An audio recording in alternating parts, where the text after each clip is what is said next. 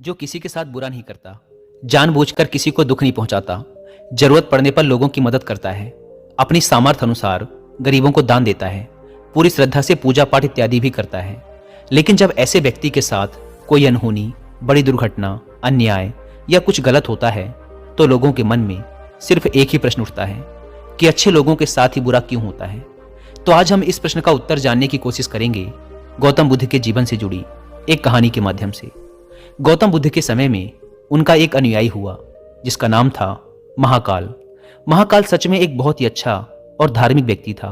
वह लोगों की मदद करता, गरीबों को दान देता, किसी के साथ अन्याय नहीं करता और बुद्ध द्वारा बताए गए पंचशीलों का पालन करता। सीलों का पालन अर्थात हत्या नहीं करना, चोरी नहीं करना, व्यभिचार नहीं करना, झूठ नहीं बोलना और नशा नहीं करना। इसके साथ ही वह बुद्ध द्वारा बताए गए ध्यान और साधना का अभ्यास भी करता। वह हर पूर्णिमा और अमावस्या को बौद्ध आश्रम में होने वाले उपोषण में हिस्सा लेता और पूरी रात बुद्ध के प्रवचन सुनता। ऐसे ही एक अमावस्या के दिन उसने उपोषण किया और रात को बुद्ध के प्रवचन सुनने लगा। भोर सवेरे जब बुद्ध के प्रवचन समाप्त हुए तो आश्रम से निकलकर वह पास के ही तालाब में नहाने के लिए चला गया। उसी रात उस गांव में कुछ चोर एक घर में चोरी करने के लिए घुसे हुए थे। जब वो चोरी करके भाग रहे थे तो गलती से एक चोर का पैर बर्तनों से टकरा गया और बर्तनों की आवाज से घर के लोग जाग गए। चारों तरफ हल्ला मच गया कि गांव में चोर घुसे हैं। मोहल्ले भर के लोगों ने चोरों का पीछा करना शुरू कर दिया। कुछ देर तक तो चोर गहने जेवरात की पोटली लेकर भागते रहे, लेकिन जब उन्हें महसूस हो गया कि अब बचना संभव नहीं है, पकड़े जाएंगे, तो तालाब के पास से जाते हुए चोरों ने सारे गहने जेवरात महाकाल के कपड़ों के पास फेंक दिए और वहां से भाग गए।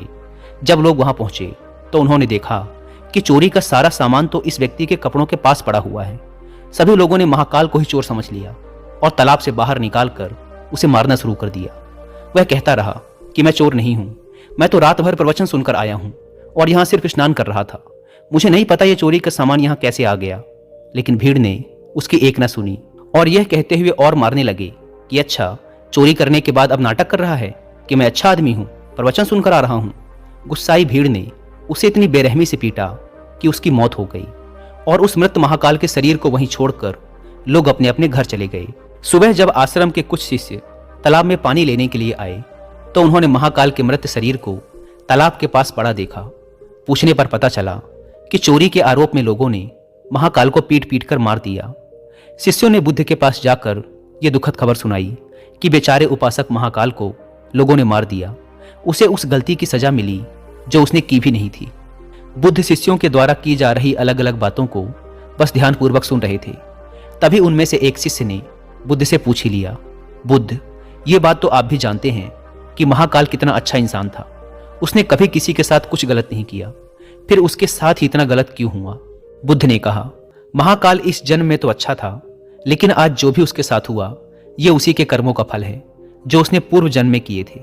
अपने पिछले जन्म में महाकाल वाराणसी के राजा के यहाँ एक राज अधिकारी था। वाराणसी के पास एक बड़ा सा व्यावसायिक गांव था जहां पर पहुंचने के लिए एक जंगल को पार करना पड़ता था। लेकिन उस जंगल में कुछ लुटेरे रहते थे जो कि वहां से गुजरने वाले राहगीरों और छोटे व्यापारियों के सामानों को लूट लिया करते थे। व्यापारियों ने वाराणसी के राजा से अपनी सुरक्षा की गुहार लगाई तो वाराणसी के राजा ने अपने उस राज अधिकारी को कुछ सैनिकों के साथ व्यापारियों से कुछ धन लेकर उन्हें जंगल पार कराने के काम पर नियुक्त कर दिया। राज अधिकारी महाकाल भी अपने काम को पूरी ईमानदारी से कर रहा था। वह लोगों से कुछ धन लेता और अपने सैनिक भेजकर उन्हें सुरक्षित जंगल पार करवा देता। एक शाम पति पत्नी का एक जोड़ा अपनी छोटी सी बैलगाड़ी में बैठकर राज अधिकारी के पास आता है और धन के बदले उन्हें सुरक्षित जंगल पार करवाने के लिए कहता है।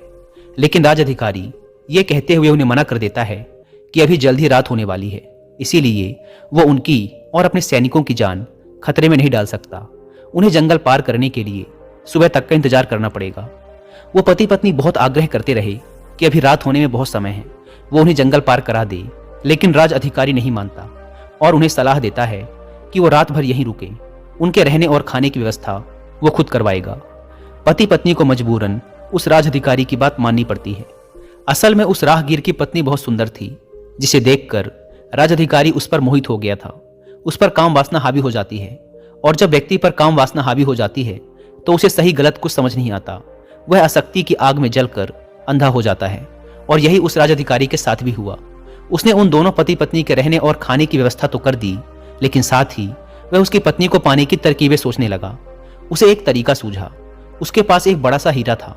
उसने उस हीरे को रात में चुपके से उस आदमी के बैलगाड़ी के सामान में छुपा दिया और सुबह होते ही हल्ला मचा दिया कि उसका कीमती हीरा किसी ने चोरी कर लिया है। उसने अपने सैनिकों को आदेश दिया कि हर एक व्यक्ति की सामान की तलाशी लेने के बाद ही उसे आगे जाने दिया जाए। सैनिकों ने तलाशी ली तो योजना के अनुसार हीरा उस पति पत्नी की बैलगाड़ी के सामान में छुपा मिला। राज अधिकारी उस व्यक्ति को सभी के सामने यह कहते हुए पीटने लगा कि मैंने तेरे रहने और खाने की व्यवस्था की और तूने मेरे ही साथ गद्दारी की। उसके साथ उसके सैनिक भी उस आदमी को पीटने लगे और पीटते पीटते उस व्यक्ति की वही मौत हो गई। बाद में राज अधिकारी ने अपने रुतबे और दौलत के दम पर उस स्त्री को अपनी पत्नी बना लिया, क्योंकि पिछले जन्म में महाकाल ने सिर्फ उस स्त्री को प्राप्त करने के लिए उसके पति पर झूठा आरोप लगाकर बेवजह उसकी निर्मम हत्या कर दी थी। इसीलिए पिछले जन्म में ही उसकी मृत्यु के पश्चात उसे नर्क प्राप्त होता है और नर्क में बहुत दुख भोगने के बाद उसे यह इंसानी जीवन मिलता है। लेकिन इस जीवन में भी उसके पिछले कर्म उसका पीछा नहीं छोड़ते और उसके साथ भी वैसा ही होता है जैसा उसने उस स्त्री के पति के साथ किया था। महाकाल को उस चोरी की सजा मिलती है जो उसने की भी नहीं थी। उसने इस जन्म में तो अच्छे कर्म किए थे, लेकिन उसके पिछले जन्म के बुरे कर्मों की वजह से आज उसकी ये दुर्गति हुई है। बुद्ध ने आगे कहा, तो भिक्षुओं, अगर इस जन्म में किसी अच्छे व्यक्ति के साथ बुरा होता है तो ये उसके पुराने जन्मों के पाप ही होते हैं, जिनका फल उसे इस जन्म में भुगतना पड़ रहा है। इसीलिए मैं तुमसे कहता हूं कि अपने आज के कर्मों को सुधारो, ताकि तुम्हारे आने वाले जन्म भी सुधर जाएं।